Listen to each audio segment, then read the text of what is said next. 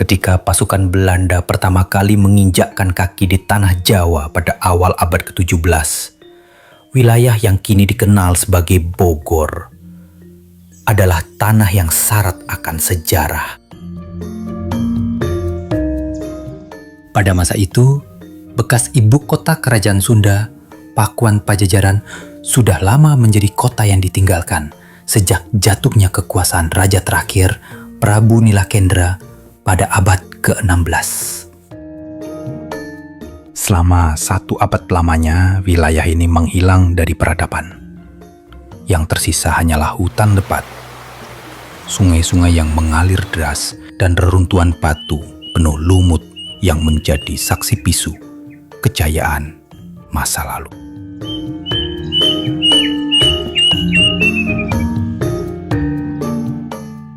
Pada abad ke-17, perusahaan dagang Belanda VOC mulai meluaskan pengaruhnya di wilayah pedalaman Jawa Barat.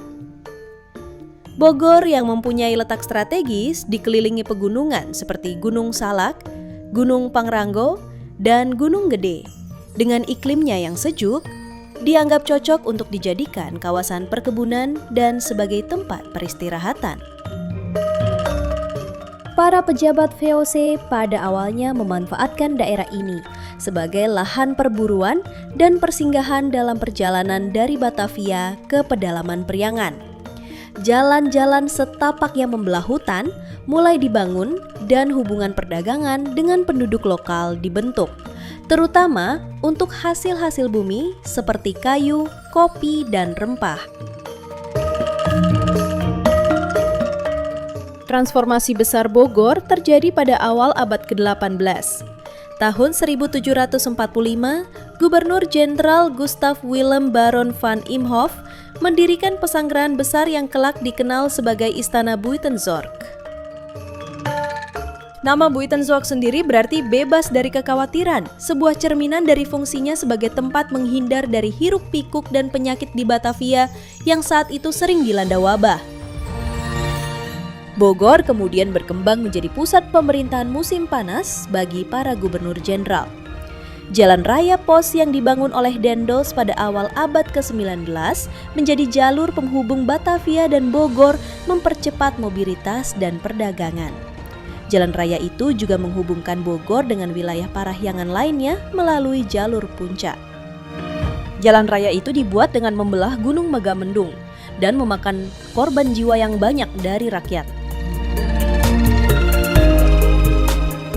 Pada abad ke-19, Bogor menjadi salah satu pusat eksperimen pertanian. Tanaman kopi, teh, kina, dan karet diperkenalkan di lereng-lereng gunung. Pada masa itu pula, sebagian besar wilayah Bogor telah dikuasai oleh tuan tanah. Tuan tanah adalah sebutan bagi pemilik tanah partikelir, yaitu tanah yang diberikan hak penguasaan oleh pemerintah kolonial kepada individu, baik Belanda maupun pribumi, untuk dikelola dan dimanfaatkan. Tuan tanah memiliki hak istimewa atas tanah dan penduduk yang mendiaminya, termasuk hak atas hasil panen, pungutan pajak, dan tenaga kerja. Di era tanam paksa yang terjadi di pertengahan abad ke-19, para penduduk lokal diwajibkan menanam komoditas tertentu untuk diserahkan kepada pemerintah kolonial. Bagi yang tidak memiliki ladang, maka mereka akan dipekerjakan paksa di perkebunan milik kolonial. Di Bogor, kopi menjadi komoditas utama. Perkebunan-perkebunan besar dibuka, terutama di daerah Cisarua, Ciawi, dan Sukaraja. Namun sistem ini membawa penderitaan. Petani kehilangan sebagian besar lahan pangan mereka dan harus bekerja keras di perkebunan pemerintah serta sering kekurangan makanan. Tahun 1817, Profesor Caspar Jos Karl Reinward mendirikan Landsplantentuin te Buitenzorg atau Kebun Raya Bogor. Awalnya, kebun ini menjadi pusat penelitian tanaman dari seluruh wilayah Hindia Belanda dan dunia tropis. Di sini, para botanis Eropa mengumpulkan, meneliti, dan mengembangkan tanaman baru yang berpotensi ekonomi.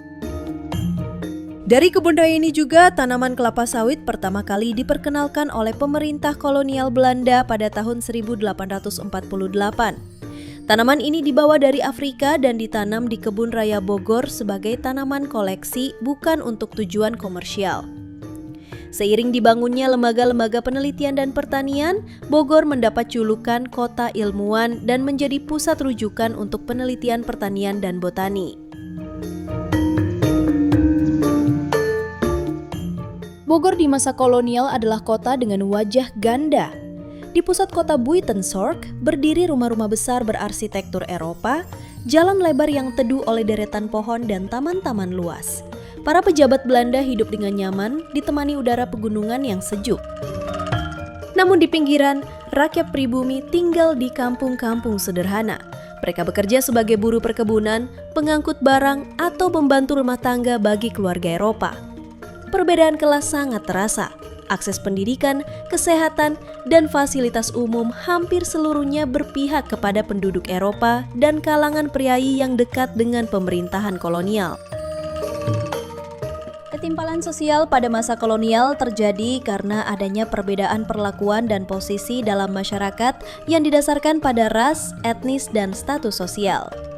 Sistem kasta yang diterapkan oleh pemerintah kolonial Belanda membagi masyarakat ke dalam beberapa lapisan, dengan bangsa Eropa atau Belanda berada di puncak hierarki dan masyarakat pribumi berada di lapisan terbawah.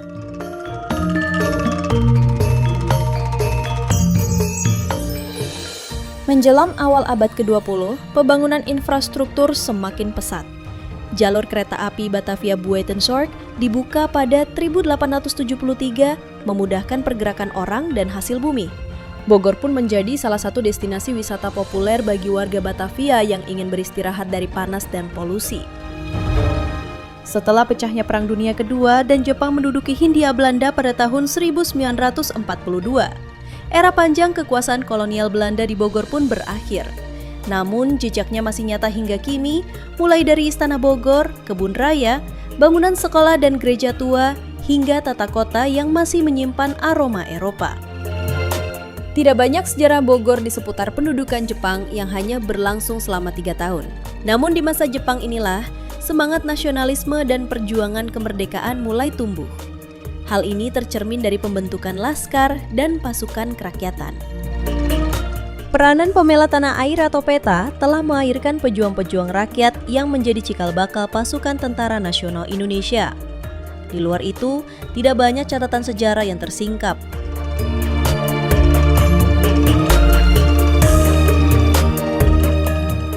Awal-awal masa setelah kemerdekaan, antara tahun 1948 sampai 1950, situasi di kota Bogor lebih mirip kota pensiunan.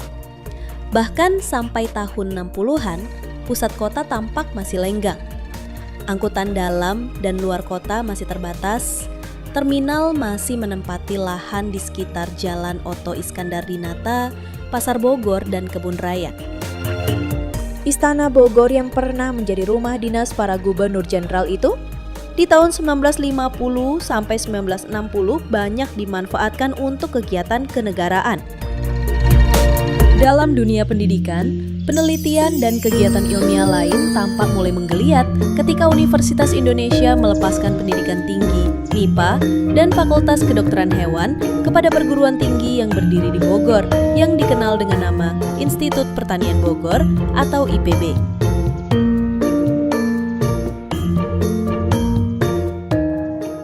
Menuju era otonomi daerah, tahun 1999 menjadi titik awal perkembangan ekonomi, sosial budaya, dan kepariwisataan. Titik awal tercatat saat Ahmad Sobana menjabat wali kota Bogor, menggantikan Kolonel Ahmad Syam yang sudah menjabat hampir 13 tahun. Pada masa Ahmad Sobana, tercatat beberapa peristiwa penting terkait dengan perkembangan perubahan yang tak hanya pada morfologi kota, tetapi juga kepada aspek sosioekonomi, bisnis, permukiman, dan perumahan. Sejak tahun 1995, Kota Madya Daerah Tingkat 2 Bogor mengalami perluasan wilayah untuk yang kedua kalinya, yang awalnya hanya 2.156 hektar menjadi 11.850 hektar. Perluasan wilayah Buitenzorg yang pertama terjadi pada tahun 1920 atas saran dari Insinyur Thomas Karsten, seorang planolog Belanda. Dengan diberlakukannya Undang-Undang Nomor 22 Tahun 1999 tentang pemerintahan daerah, nama Kota Madia Daerah Tingkat 2 Bogor diubah menjadi Kota Bogor.